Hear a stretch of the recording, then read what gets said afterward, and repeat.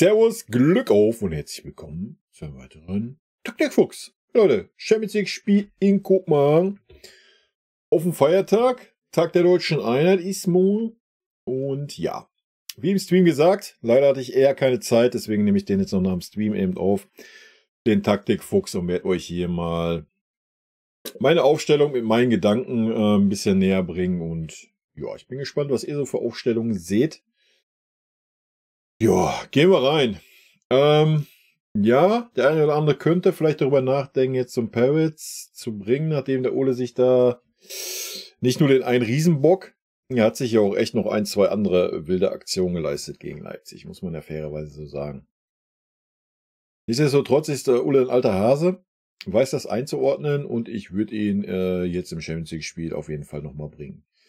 Sollte er jetzt wieder so eine wackelige Vorstellung da abliefern, wäre er bei mir gegen Freiburg raus. Dann würde ich den Peretz da reinstellen. Ganz einfache Kiste. Ansonsten, unsere Innenverteidigung stellt sich mal wieder von alleine auf. Sofern beide fit sein werden, das wissen wir nicht. Wir wissen aber auf jeden Fall, dass De Ligt noch nicht fit sein wird. Von daher spielt Kim und Upamecano. So. Ab jetzt wird es ein bisschen wild. Ja, wir spielen sehr wahrscheinlich gegen ein 4-3-3, was tief stehen wird auf Kopenhagener Seite. Mit schnellen 3 vorne, die stark kontern können. Von daher würde ich einen Davis bevorzugen. Würden wir jetzt gegen anderen Gegner spielen, hätte ich wahrscheinlich mal gerne einen Guerrero gesehen als Linksverteidiger. Aber so würde ich erstmal beim Davis bleiben. Und für mich brauchen wir nicht darüber reden, dass Nuss hinten rechts spielen wird. Für mich persönlich, ich gehe nicht davon aus, dass er spielt. Bei mir wird es so sein. Bei mir wäre es ja jetzt auf jeden Fall nochmal die Combo Kimmich auf der 6 und Leimer auf der 8. Okay. Allerdings auch da wäre das für mich jetzt so nochmal die Prüfung für den Kimmich, ob er die 6 spielen kann. Ja, sollte er die 6 wieder nicht interpretieren können, würde ich einen Goretzka auf die 6 mal bringen. Und mal schauen, wie der Leon das interpretieren würde, wenn der Leimer auf der 8 ist. Ob ein Leon das dann hinbekommen würde oder überhaupt Bock hätte auf diese Posi, weiß ich nicht. Ist eine andere Geschichte. Aber ja, wir haben letztes Mal gesehen, wo ein Leimer auf der 8 gespielt hat, dass er einen Kimmich schon eher ein bisschen hinter sich gehalten hat. Ja, ich weiß nicht, ob es am Leimer lag oder einfach an den Gegner Bochum, aber das werden wir ja dann vielleicht sehen, wenn wir diese Kombo sehen würden. Die Chancen sehe ich eher schlecht, dass wir sie sehen würden. Ansonsten, aufgrund der Leistungen, die wir gesehen haben, ja, wird bei mir ein Tell anfangen. Definitiv. Ja, und ein Sané natürlich. An dem kommen wir im Moment nicht dran vorbei. Was auch gut so ist. Und natürlich ein Harry Kane vorne. So. Da müssen wir nicht drum herum reden. Jetzt kommt es noch auf die Position hinter Harry Kane oder neben Harry Kane an. Ich könnte mir natürlich auch sehr gut vorstellen, mit dem Tell mal als zweite Spitze. Aber das könnte man ja dann auch sehr variabel halten. Ich würde den Müller bringen.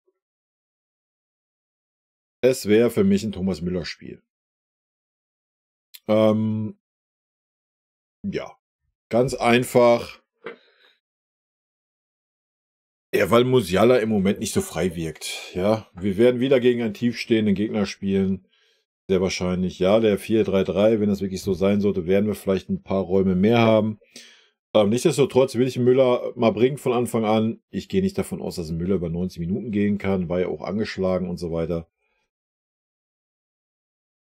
Aber ich denke mal, so für eine Halbzeit oder für 60 Minuten sollte es wohl reichen. Und ich würde den Müller halt ganz gerne mal mit dem Harry Kane im Zusammenspiel sehen.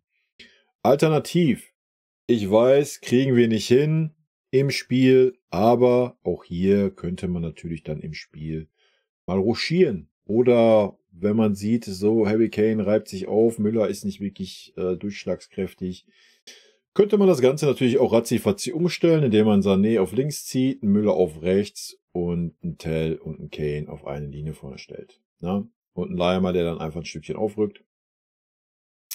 Sollte alles auch nicht das Problem sein. Sind wir sehr wahrscheinlich nicht in der Lage zu, trotz, wie wir gelernt haben, nach der heutigen Pressekonferenz von 3 Videositzungen vor einem Spiel. Ja. Wie gesagt, das wäre meine Aufstellung mit den Variablen, wie ich es gerade schon gezeigt habe, ja. Müller kann auch über halb rechts kommen, ja, er ist jetzt nicht der super schnelle Außenspieler, muss er auch nicht sein, es ist dann eine andere Spielweise außen. Aber wir spielen aktuell eh nicht mit Flanken. Ja, wir spielen damit, dass die Außen nach innen ziehen und sonst irgendwas machen. Wir spielen absolut nicht mit Flanken, also brauchst du auch keinen super schnellen Außenstürmer, der da irgendwie mit 300 km/h die Linie runterrennt und an der Flanke schlägt. Aber wir spielen nicht mit Flanken. So, Punkt. Also wäre es dann auch gar kein Problem, wenn der Müller auf diese Position gehen würde. Und ein Tell rein, mit in die Spitze rückt und ein Sané auf links gehen würde. Ja, da sollte man auch zu in der Lage sein, das im Spiel mal ein bisschen variabel zu halten, dass man das vielleicht auch einfach mal einstreuen kann, mal für 10, 15 Minuten. Aktuell sind wir da nicht in der Lage zu. Ich weiß nicht, ob es am Tuchel liegt, ob es an der Mannschaft liegt, aber irgendwie mal taktisch innerhalb, mal, wenn man sieht, mal irgendwas anpassen, mal kurz, kriegen wir nicht hin.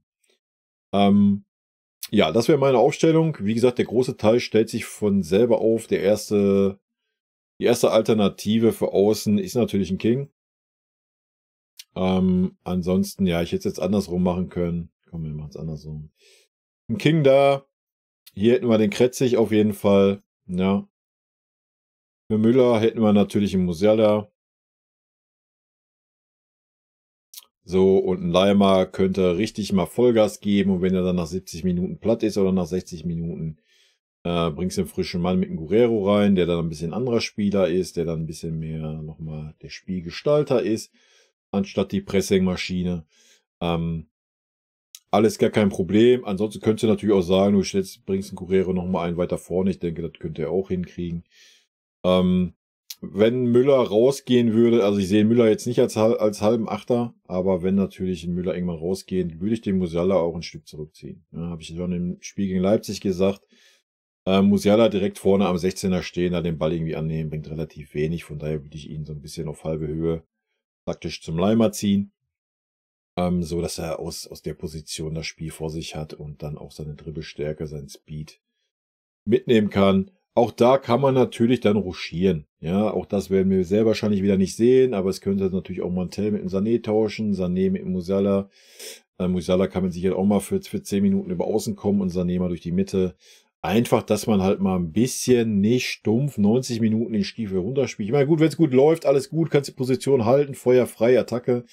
Aber wenn man wieder sieht, wir kommen nicht durch, wir haben keinerlei Ideen, ja, dann wechsel doch mal ein bisschen die Position. Das ist doch alles nicht so schwer. Ja.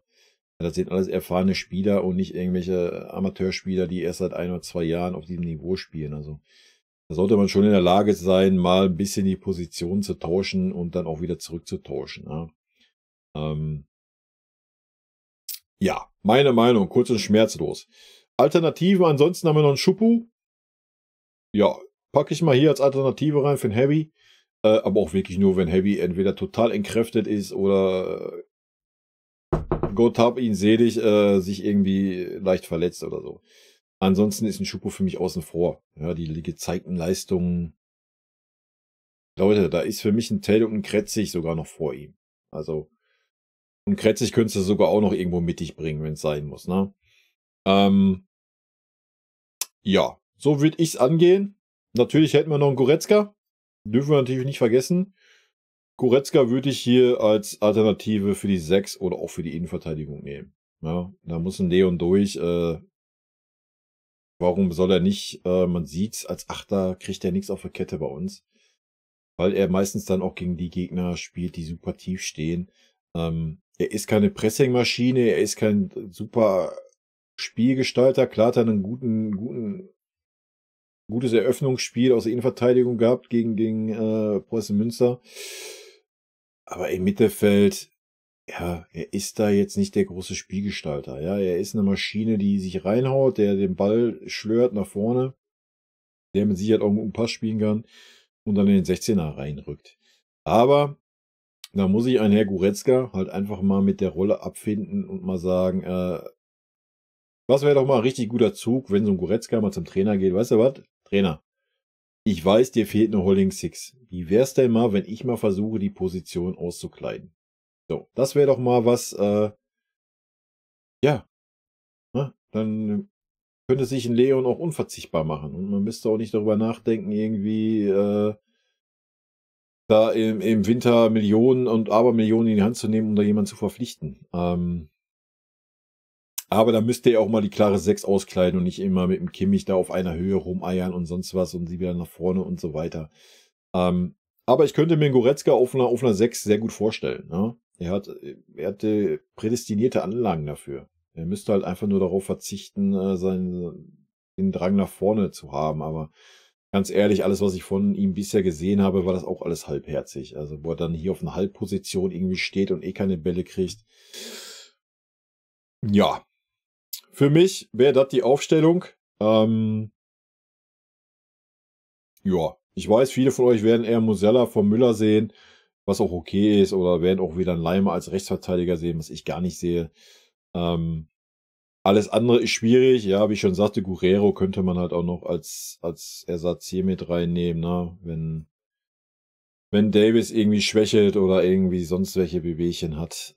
Aber da hast du immer noch einen Kretzig, der das auch zur Not könnte. Und ja, wir haben schon noch Alternativen. Ja, Innenverteidigung ist eng, logisch. Rechter Verteidiger, das war von vornherein klar. Ja, das ist absolut eng. Aber da hätten wir ja, weil viele von euch haben ihn ja so hoch gelobt, gegen einen Drittligisten, weil er da mal einen Pass geschafft hat, der zu einer Torvorlage geführt hat, haben wir ja dann noch Bounazar. Darf man auch nicht außen vor lassen, ist ein Spieler unseres Kaders.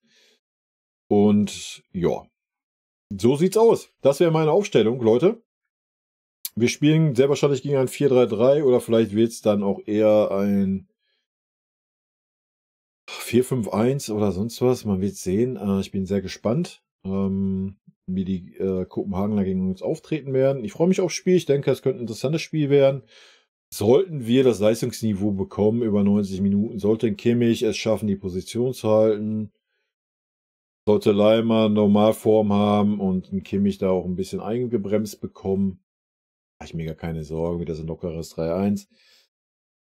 Sollte das nicht der Fall sein, sollten wir wieder diese Schwankungen haben, mit mal einer Halbzeit nicht wirklich präsent oder sonst was und Kimmich wieder rumirren, wo er möchte, wird es schwierig werden.